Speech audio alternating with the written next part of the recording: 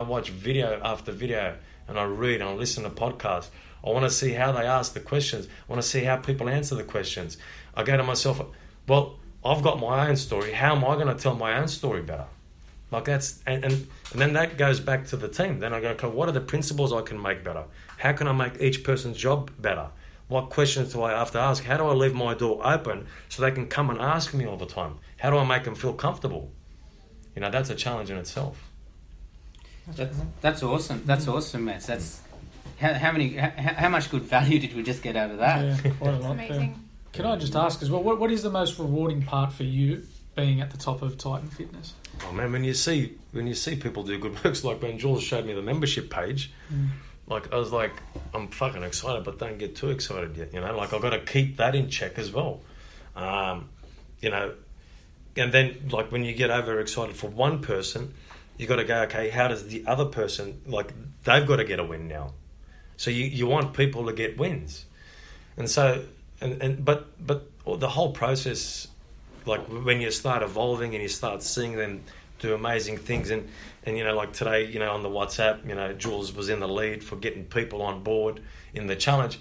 That's exciting. You know, when you see that and you feel that, that becomes exciting because you see these people producing things and you get excited for them, and you want to make sure they keep growing and that they keep invested in the process, and sometimes they're not going to have the best day. Sometimes I'm not going to have the best day, but then we go, okay, let's work together on this. Let's be more open with our conversations, and sometimes that can get heated to a point, and then you got to walk away, and then you got to go, okay, how do we gather ourselves and come back and find the best process that's going to help us now. So essentially, like in saying that as well, like what you would find rewarding, the same as the way we feel rewarded here is when everyone in the team is doing good, essentially. That to you means more than making them all the money in the world, correct? 100%. Like it's every worker, you know. It's not. It doesn't come down to one person. It comes down, like there's no way I could do my job without everyone else involved. And there's no way they can do their job with the other people around them involved. You know, some people might have a bigger role, but if we have a bigger role, we've got more responsibility. So we've got responsibility on the people below us and how their feelings are.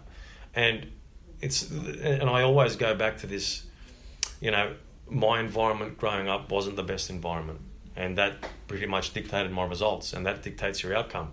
So a lot of the times you've got to audit those circles, whether they're inside or outside, and then you've got to audit how many hours you spend with them, and then you've got to focus on what's the most important thing for me. Like, you know, the emotions that I had to go through the last 7 weeks, yeah, mate, they're these massive waves up and down, and you've got this purpose and outcome that you're working towards, and you know, within one day you've got 5 ups and downs just mentally yourself. No one else, and mate, I was just kept going back to YouTube videos and podcasts and reading, because that was my go-to, just to keep me at a point where I know I'm going to come back in. I'm going to do the work, and coming back into the gym was the hardest thing I've had to do. It was like, how am I going to work? How am I going to communicate with my team? How am I going to take that first step? If I do too much, is it too early? So I had to be aware of all those little things, and that's a challenge, because you don't know yourself enough in that situation because it's so foreign.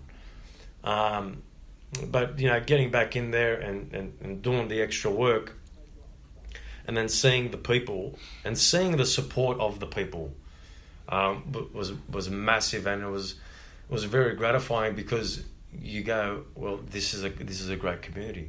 Well, you've built that culture from the beginning, so that when an adversity strikes, you're all in it together, right? So what I love about that is, because your gym, Titan Fitness, is it's like family. Like not just the staff, but the members as well. Yeah. There's this real community feel about this business that you've built.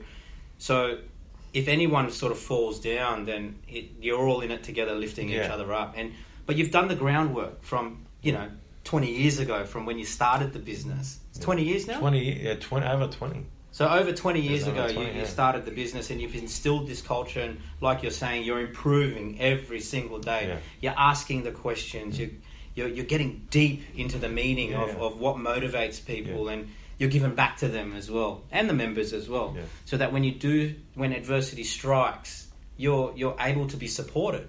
Right, and I've seen time and time again people who run businesses and they just think about themselves. They don't think about building a culture. They're just thinking about money, right? It's too late. And then adversity strikes. What happens? Everything falls down because no one wants to support those people because they haven't given enough. Yeah. The beauty 100%. of your culture that you've built is that you've given more than you've received, so that when in time of need, you've been able to go, all right, I need you people to hold me up, and that's what's happened here. And they've done an amazing job. Like I can't thank them enough. You know what I mean? And and you have to do that. Like you have to thank those people because it's that support that makes a big difference, man. Like there's, like today wasn't the easiest day. You know what I mean? Like I've done the early video, and then I've done the podcast, and then I go, you know what? I've got to come on here, and I've got to. I've got to do the right thing, and I've got to turn it on. And once I start talking, I'm fine. Yeah. And it's almost my outlet to express myself, because if you suppress yourself, all you're doing is suppressing this feeling that is a part of you. And then when you suppress and you hold things in, you start imploding, and then you sacrifice who you want to become. And so it's very important that people talk to others that care about them, because that other person doesn't have to say anything. They just have to listen. They don't have to say one word. It's just a matter of listening, because you'll find a way once you've let out what you've had to let out. You'll find a way. You find an answer. And that's what business is like, I mean, it is a roller coaster. It is emotional. I invest a lot of my time and feelings into my workers. And when it doesn't work out, I get hurt. You know what I mean? But that's fine, because that's my responsibility, right? I chose that. So if I go, well, I don't want to get hurt anymore, well, I've got a choice. I can either stay or go. You know what I mean? So that's it's a risk so you take, isn't it? When you bring on employees and make them your family, there's always a risk with bringing new people into the business, but most of the time it works out to be positive. But one of the things I wanted to say about culture was, you've built something really good and really special and unique in a business when people take on that brand as your own, as their own, sorry. Yeah. So, and they take complete ownership over. So for your gym, for example, I'm sure that your staff would act like they own it, because they take so much ownership and pride in what they do that they're taking on. Yeah, they're taking on that. Point, yeah. I reckon if there was no social media, they wouldn't know that I own the place. That's 100%.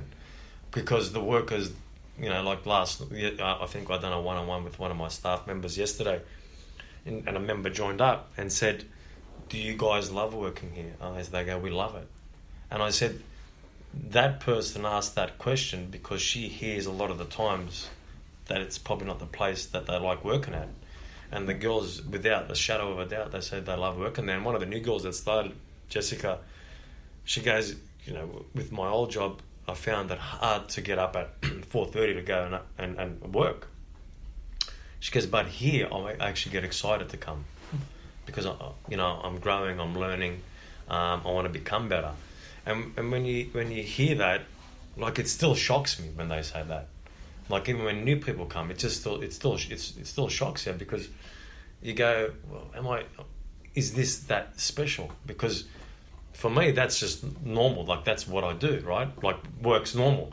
But then when you hear them get excited, and then they work together, and they're having fun, and they're growing together, that gets exciting. It reminds you of why you do it. Yep. It's like this, right? They're your kids, and your kids are going to disappoint you sometimes. Yeah. And then you're going to get back on track, and then they're going to do something really good, and then they're going to do something bad again. You know what I mean? So just forever mentoring them as well. When you care so much and you're so invested into your business, then you're going to do the right thing, and it's a forever mentorship thing, isn't it? Educating them. This is what you do, bringing them back in and saying, this is what we do here. These are our values. These are our ethos. And the biggest thing is, don't act like you know everything. Because, mate, if I knew everything would be perfect, right? Yeah. So I'm going to make mistakes. I'm not going to understand you the way you should be understood yet, but we've got to work on that. And maybe vice versa with me as well. Like, what am I doing that I need to do better? And critiquing yourself and then asking for that feedback. Like, how was it? And not being afraid of that, but just going, this is how I felt. And that could be hard for a CEO or an owner. But if you want to grow and you want to get better with people, you got to take that feedback on. Yeah. I like the analogy of your team being like your kids, Yeah. right? Because I definitely feel like that. Everyone in my team are like my kids, right? And I guess steering away from the negatives of sometimes we all sort of stuff up, but the positives, right? Yeah. How rewarding it is, right? Yeah. And it's not about money. It's Yeah. not about money. It's just the progression that I see in my team. It's just, I can't explain that feeling, and that's why I tell people who aren't entrepreneurs, people who are just, they not just, but they might have jobs and they've never run a business before, and I try and tell them this feeling that you get of watching your team grow from nothing to something, and now to everything, right? Like it's just there's so much, but in such a short period of time, and obviously they credit us, right, for helping them. They credit our education, they credit our experience, and it's one of the greatest feelings in the world. It really is. And I say as well, like being the child here, right? You're a little baby. The man-child, isn't it?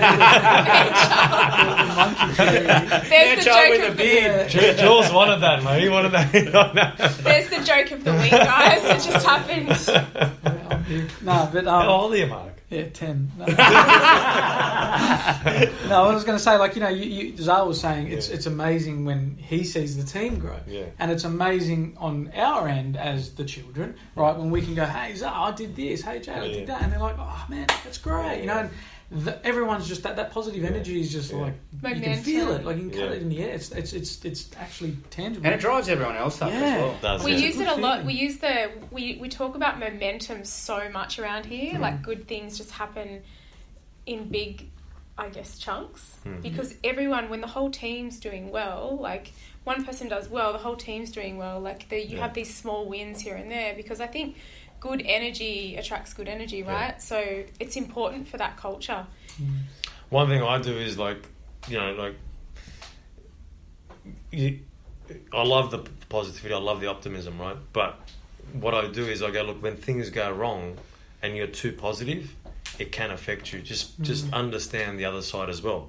So if you can understand the two sides of the coin, but go into every day optimistic, go into every day on the offense, you know what I mean? And just be prepared, but be optimistic every single day. And sometimes that's not easy, and then you got to go, okay, what do I have to do that? You've got to look at yourself, and then if you go overly confident and overly positive, that can have a counter effect as well. So you got to make sure that there's that balance in place. And what I find is the people that have got the two ends right tend to deal with problems better, because they're ready, right? But if you go in too optimistic, too positive, and you put the front on, well, man, things can go bad as well. You know what I mean? I love that, Mets, because Mark and I discussed that quite a bit, right? Because Mark has a sales role within this business, and our industry is it's an emotional roller coaster, like you said. With running our own businesses, and one day you're up, and the next day you're literally rock bottom, and it is actually a sales role is like running your own business essentially, because it's limitless in what you can earn, and you're running your own show, and it's important to conserve that energy, right, and have 100%. That balance, because when those rough times hit, you want to be able to bounce back quickly, right? But also when those good times hit, you want to make sure you conserve your energy, because you don't know when that rough time's going to come back 100%. And you got to have these checkpoints on yourself. Mate, don't get too overexcited, because you got a way to go, but celebrate a win, celebrate something, right? And that comes with age. That comes with age and experience. 100%, man. Like I'm 42 this year, and most of my staff are half my age. You know, and I go, fucking hell.